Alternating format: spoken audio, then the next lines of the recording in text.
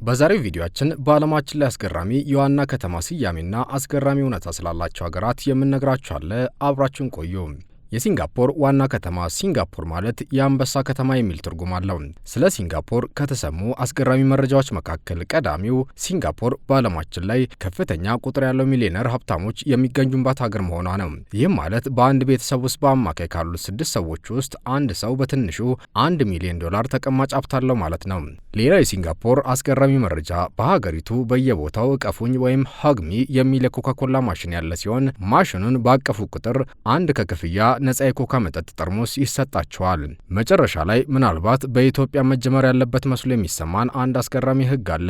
በሲንጋፖር የህዝብ ሽንት ቤት ተጠቅመው ውሃ ሳይደፉበት ወይም ሳያጸዱ ከወጡ $500 ይቀጣሉ። ተመልካቾቻችን ወደ ሌላ ሀገር ይዘናችሁ በረናል። ማረፊያችንም በጃፓን ይሆናል። የጃፓን ዋና ከተማ ቶኪዮ ትርጉም የምስራቋ ዋና ከተማ እንደማለት ነው። ጃፓን ሌላ መጠሪያም አላት። የደሴቶች ሀገር ትባላለች። ምክንያቱም በጃፓን 3900 ደሴቶች ይገኛሉ። ጃፓኖች ይህ ሁሉ ደሴቶች ቢኖራቸውም በቤታቸው ውስጥ ሰው ሰራሽ የባህር ዳርቻ በመገንባትም ዓለምን አስገርመዋል። በሌላ በኩል ትንሽ ፈገግ ከሚያስብሉት የሀገሪቱ እውነታዎች መካከል ቀዳሚው በጃፓን ለህፃናት ከሚሸጠው ዳይፐር ይልቅ ለአዋቂዎች የሚሸጠው የዳይፐር ቁጥር የመብለጡ ጉዳይ ነው።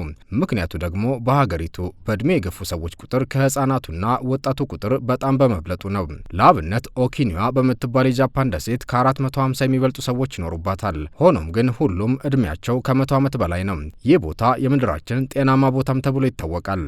ሌላው ጃፓንን አስገራሚ የሚያደርገው ጉዳይ የሀገሪቱ ዜጎች ከጦጣዎች ጋር ያላቸው ቁርኝት ነው። በጃፓን የሚገኙ አንዳንድ የምግብ ቤቶች ጦጣዎችን እንዳስተናጋጅ ይጠቀማሉ።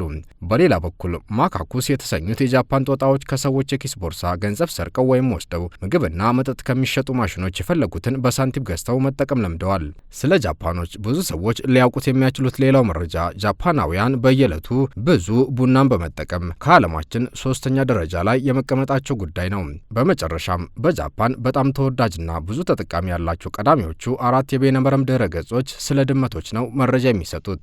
በነገራችን ላይ ለድመቶች የጦፈ ፍቅር ያላቸው ጃፓናውያን ብቻ አይደሉም። አብዛኛው የሩቅ ምስራቅ ሀገራት ማለት ይቻላል። ለምሳሌ በደቡብ ኮሪያ የድመቶች ካፍቴሪያ ይገኛል።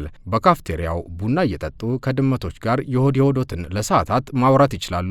ወደ ቀጣዩ ተረኛ ሀገር ስናቀና ፊሊፒንስን የምናገኝ ሲሆን የሀገሪቱ መዲና ማኒላ የዛፎች መገኛ የሚል ትርጓሜ አለው። ፊሊፒንስ 7100 የሚደርሱ ደሴቶች ያላት ሲሆን ከነኚህ ውስጥ 460 የሚሆኑት ደሴቶች ብቻ ናቸው ከ2 ስኩዌር ኪሎ ሜትር በላይ ስፋት ያላቸው።